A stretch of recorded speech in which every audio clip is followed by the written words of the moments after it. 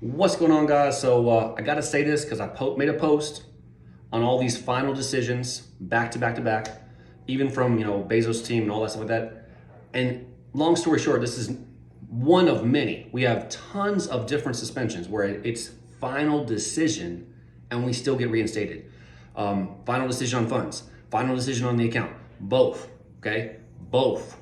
It happens all the time, and I don't understand why people are so shocked or surprised, as if there's things outside of Amazon. It could be PayPal final, eBay final decision, Stripe final, whatever. Okay, that's the thing. That's the reality. Like, everybody only accepts what someone's telling them, and that's part of, like, for our brand, it's always about getting past the wall or the impossibility, jumping the fence, going up, above, under, through, around, however we got to do it.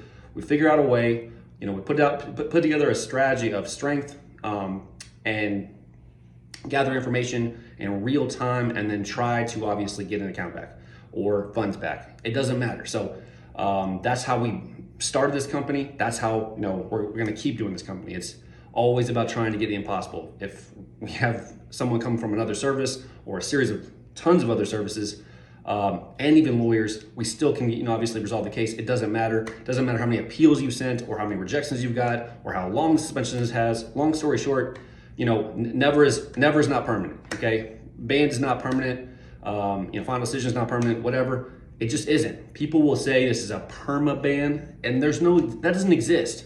It only exists in here because you believe it. That's literally bottom line. So I'm just gonna try to explain that as best I can, and that's just what we're about here at Appeal Assassins, and pretty much anything else we do too.